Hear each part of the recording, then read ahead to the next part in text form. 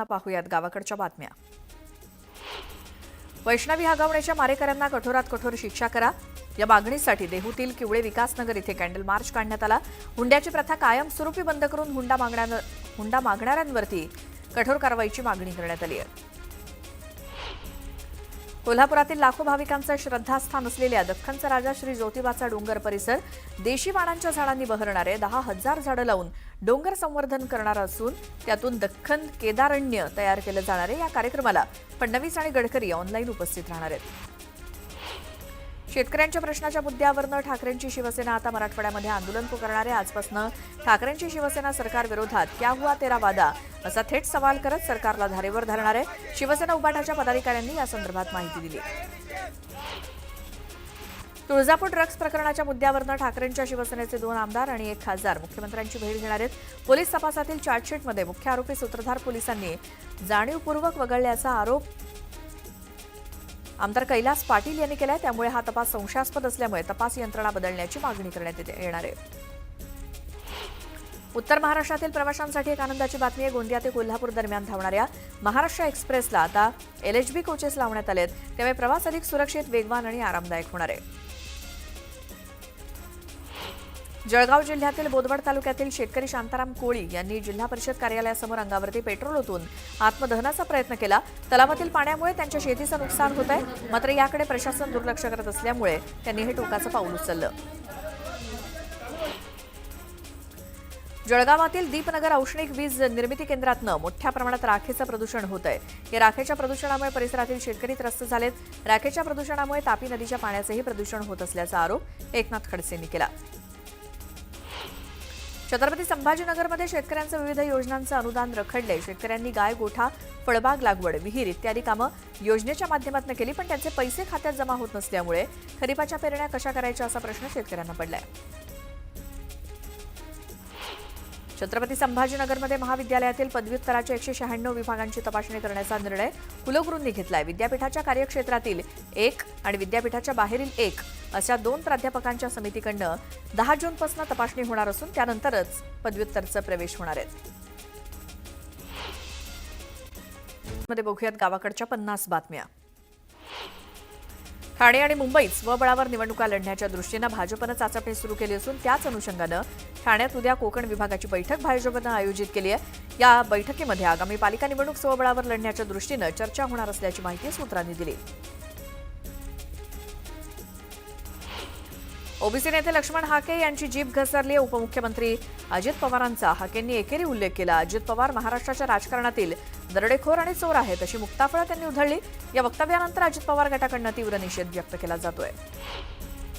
बीडच्या परळी तालुक्यातील दादा हरी वडगावमध्ये हाकेंची सभा पार पडली। यावेळी त्यांनी अजित पवारांवरती हल्लाबोल करत सवाल केला। सारथीला हजारो कोटींचा निधी देता मग महाज्योतीला पैसे देताना हात का आखडता घेता असा सवाल हाकेंनी केला।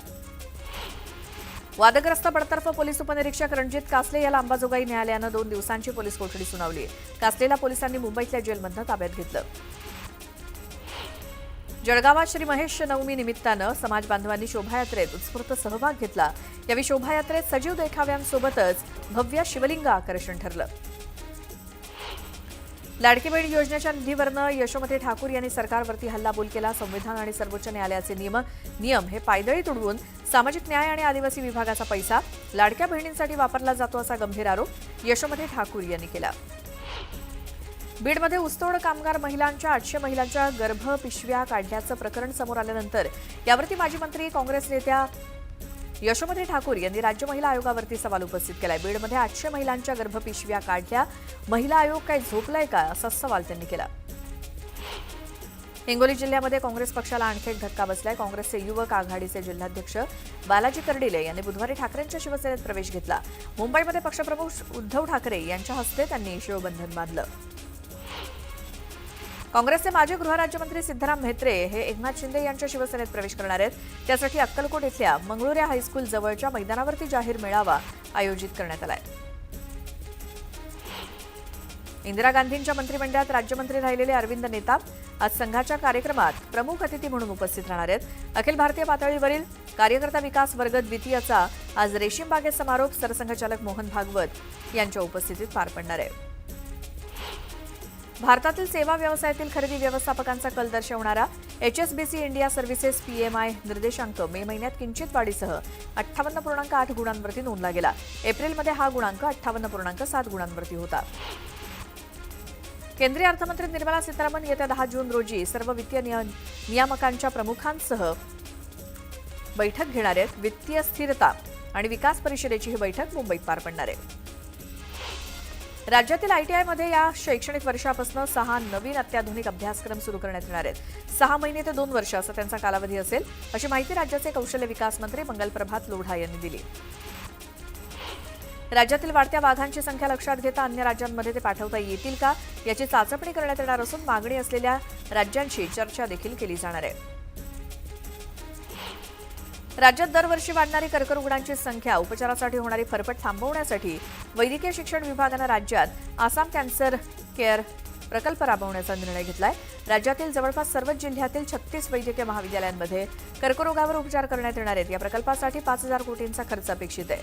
त्याबाबतचा प्रस्ताव वैद्यकीय शिक्षण विभागानं मंत्रिमंडळाकडे सादर केलाय.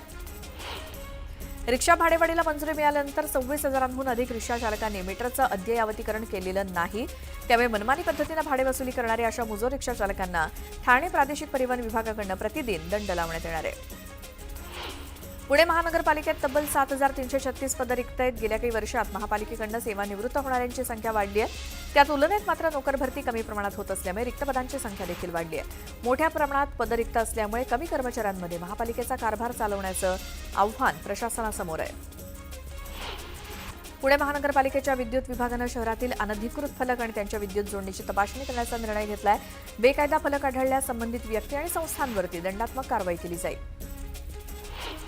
वसुंधरेच्या संवर्धनासाठी ग्राहकांनी गो ग्रीन सेवेचा पर्याय निवडल्यास त्यांना दरमहा छापील कागदी बिलाऐवजी ईमेलद्वारे वीज बिल पाठवलं जातं. त्या बदल्यात ग्राहकांना तत्काळ वीज बिलात एक रकमी 120 रुपये सूट दिली जाते.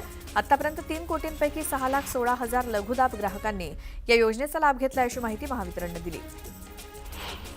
महाराष्ट्र राज्य परिवहन महामंडळाच्या पुणे विभागानं आषाढी वारीच्या पार्श्वभूमीवर पंढरपूरला जाणाऱ्या भाविकांसाठी विशेष बस सेवेचं नियोजन केलं. एखाद्या गावातनं समूहानं आरक्षण केल्यास त्या गावातील आगारापासून थेट पंढरपूरपर्यंतची बस सेवा उपलब्ध करून दिली जाणार आहे.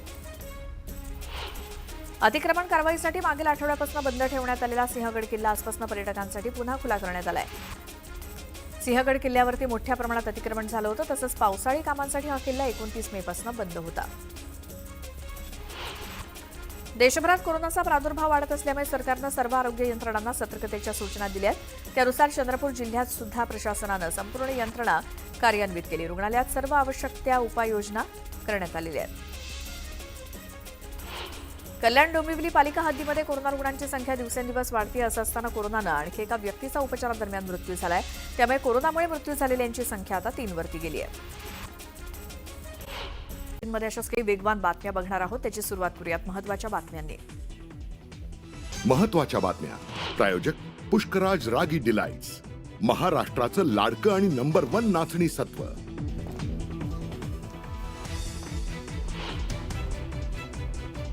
नागपूर मुंबई प्रवास होणार सुसाट. समृद्धीचा इगतपुरी ते आमणे हा शेवटचा टप्पा आजपासून खुला होणार. नाशिकच्या इगतपुरीतून होणार उद्घाटन. वाशी ते मानखुर्द प्रवास होणार अधिक जलद. नवीन पुलाचं काम पूर्ण. आज मुख्यमंत्री फडणवीसांच्या हस्ते होणार उद्घाटन.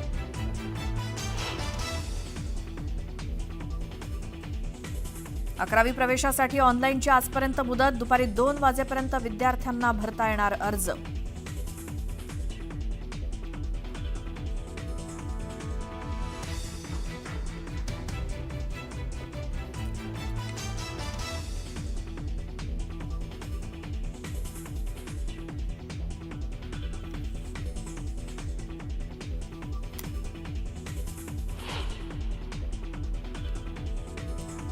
सोलापुरात काँग्रेसला मोठं खिंडार. सिद्धराम म्हेत्रे आज शिंदेंच्या उपस्थितीत शिवसेनेत करणार प्रवेश.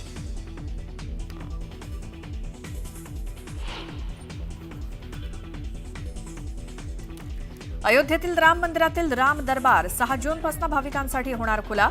राम मंदिर परिसरातील 7 मंदिरांमध्ये विविध देवतांच्या प्राणप्रतिष्ठा विधीच्या अनुष्ठानाला सुरुवात. दर्शनासाठी आजपासूनच भाविकांची गर्दी.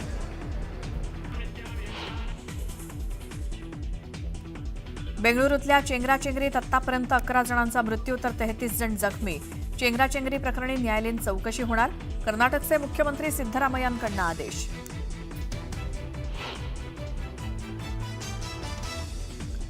दुर्घटना घडायला नको होती, मात्र विचार केला त्यापेक्षा अधिक गर्दी झाली.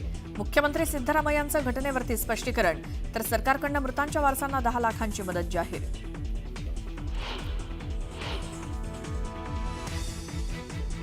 बेंगळुरूतली घटना अत्यंत हृदयद्रावक. पंतप्रधानांकडनं एक्सवरती पोस्ट करत मृतांच्या कुटुंबियांप्रती व्यक्त केल्या संवेदना. पर्यावरण दिनानिमित्तानं देशभरात आज एक पेड माँ के नाम अभियान. पंतप्रधान मोदी करणार वृक्षारोपण.